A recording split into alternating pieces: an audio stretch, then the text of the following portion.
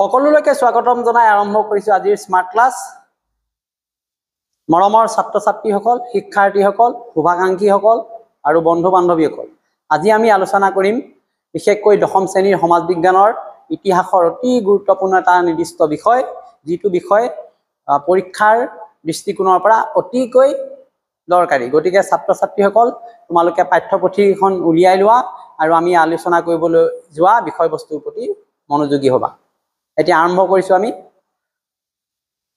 আজি আমাৰ আলোচনাৰ মূল বিষয়বস্তুটো কি আছে? যোৰহাট সাৰ্বজনিক সভাৰ উদ্দেশ্য আৰু কাৰ্যাৱলী।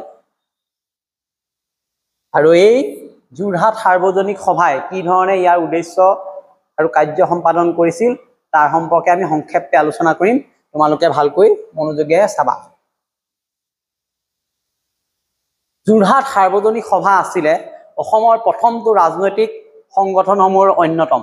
উক্ত সভাৰ মুখ্য উদ্দেশ্যসমূহ আমি এই ধৰণে আলোচনা কৰিব পাৰো। বিশেষকৈ এই উদ্দেশ্যবিলাক তোমালোকে ভালকৈ মনত ৰাখিবা, যিবিলাক উদ্দেশ্য তোমালোকৰ পৰীক্ষাত লিখিবলৈ সহজ হ'ব। প্ৰথমে আমি উল্লেখ কৰিছো ৰাইজৰ আশা আকাংক্ষাসমূহ চৰকাৰৰ ওচৰত দাঙি ধৰা। গতিকে বিভিন্ন ধৰণৰ দাবী থাকে চৰকাৰৰ ওচৰত দাঙি ধৰিবলৈ, ৰাইজৰ নিৰ্দিষ্ট প্ৰতিনিধি নাথাকিবও পাৰে।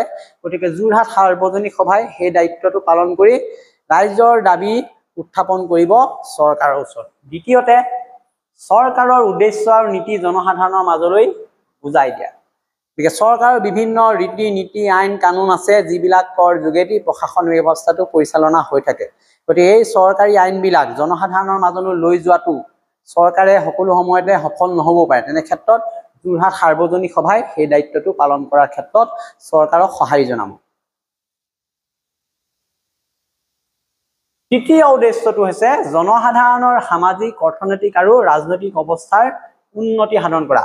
গতিকে জনসাধাৰণক বিভিন্ন দিশত, সামাজিক দিশত, অৰ্থনৈতিক দিশত, ৰাজনৈতিক দিশত এই যোৰহাট সাৰ্বজনিক সভাই বিভিন্ন ক্ষেত্ৰত আগুৱাই লৈ যোৱাৰ ক্ষেত্ৰত সহায় কৰিব। তাৰ কাৰণে বিভিন্ন কাৰ্যাৱলী গ্ৰহণ কৰিব। আমি এই কাৰ্যাৱলীৰ বিষয়েও এতিয়া আলোচনা কৰিম, ভালকৈ তোমালোকে চাবা।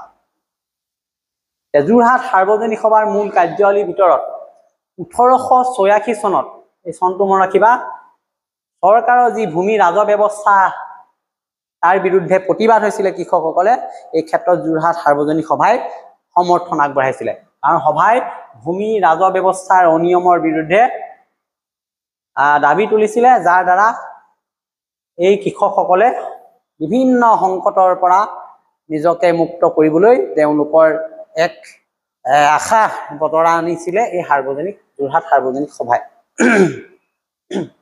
দ্বিতীয় যিটো কাৰ্যসূচী আছিলে 1892 পৰা 93 খ্ৰীষ্টাব্দৰ ভিতৰত, এই যোৰহাট সাৰ্বজনিক সভাই কি কৈছিলে? বৰ্ধিত কৰৰ বিৰুদ্ধে কৃষক সমাজৰ সৈতে একত্ৰিত হৈ প্ৰতিবাদ সাব্যস্ত কৰিছিলে ব্ৰিটিছ চৰকাৰৰ বিৰুদ্ধে।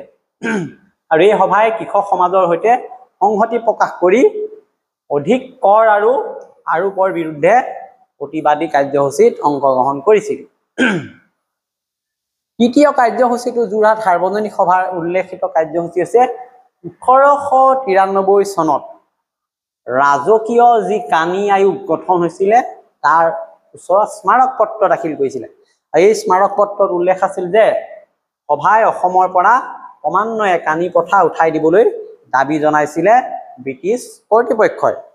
আৰু যোৰহাট সাৰ্বজনিক সভাই এই ধৰণে বিভিন্ন কাৰ্যসূচী হাতত লোৱাৰ লগতে নানা ধৰণৰ গঠনমূলক কামো কৰা আমি দেখিবলৈ পাইছো। ইয়াৰ ভিতৰত ঘট আছে 1905 চনৰ যিটো বংগভংগৰ বিৰোধিতাৰে সমগ্ৰ দেশজুৰি স্বদেশী আন্দোলন আৰম্ভ হৈছিলে।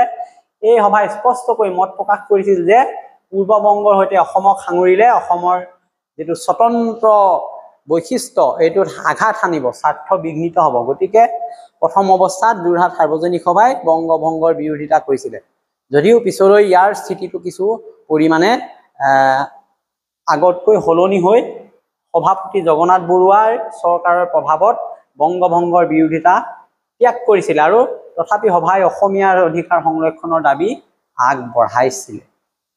গতিকে ছাত্ৰ ছাত্ৰীসকল, অতি সংক্ষেপে আমি আলোচনা কৰা যোৰহাট সাৰ্বজনিক সভাৰ যি উদ্দেশ্য কাৰ্যাৱলী তোমালোকৰ ওচৰত দাঙি ধৰিলো। গতিকে তোমালোকে এই যোৰহাট সাৰ্বজনিক সভাই অসমৰ ৰাজনৈতিক জগতত নতুন এটা দিশ যে উন্মোচন কৰিলে, এই কথাটো নিশ্চয় জানিব পাৰিলা। একেধৰণে এই সভাৰ দ্বাৰা যে অসমৰ ৰাজ্যৰ সমস্যাসমূহ ব্ৰিটিছ কৰ্তৃপক্ষৰ ওচৰত উত্থাপন কৰিবলৈ এটা পথ মুকলি হৈছিলে সেই কথাটো জানিব পাৰিলা লগতে এই সভাই আগন্তুক জাতীয় আন্দোলনসমূহত মজবুত আধাৰ প্ৰস্তুত কৰিছিলে এই ধৰণে ভাৰতীয় লোকসকলক আগুৱাই নিয়াৰ চেষ্টা কৰিছিলে বিশেষকৈ অসমৰ ক্ষেত্ৰত এই যোৰহাট সাৰ্বজনীন সভাৰ এই গুৰুত্বৰ দায়িত্বৰ বিষয়ে আমি পঢ়িলো গতিকে তোমালোকক পুনৰ কৈছো এই যোৰহাট সাৰ্বজনীন সভাৰ ওপৰত এটা লং কুৱেশ্যন আহে আৰু ইয়াৰ ওপৰত তোমালোকৰ শৰ্ট কুৱেশ্যনো আহিব পাৰে যোৰহাট সাৰ্বজনীন সভাৰ গঠন প্ৰক্ৰিয়া ইয়াৰ কাৰ্যাৱলী ইয়াৰ দায়িত্ব উদ্দেশ্য তোমালোকে ভালকৈ মনত ৰাখিবা লগতে এই যোৰহাট সাৰ্বজনীন সভাৰ ওপৰত এটা ডাঙৰকে নোট লিখিবা যাতে প্ৰতিটো বস্তু তাত অন্তৰ্ভুক্ত হৈ থাকে আৰু পৰীক্ষাত আহিলে তোমালোকে সঠিকভাৱে উত্তৰ লিখিব পাৰিবা গতিকে পুনৰ তোমালোকৰ লৈ আৰু এটা নতুন ভিডিঅ' অনাৰ প্ৰতিশ্ৰুতিৰে আজিৰ ক্লাছটো ইমানতে সামৰণি মাৰিছো তোমালোকক যোৱাৰ আগতে এই মোৰ পেজখন পংকজ বৰা পেজখন তোমালোকে সাবস্ক্ৰাইব কৰি ল'বা বা ফলো কৰি ল'বলৈ চেষ্টা কৰিবা লাইক কৰিবা শ্বেয়াৰ কৰিবা লগতে মোৰ যিটো ইউটিউব চেনেল আছে জ্ঞান সাগৰ সলিউশন তোমালোকে সাবস্ক্ৰাইব কৰিবলৈ নাপাহৰিবা ধন্যবাদ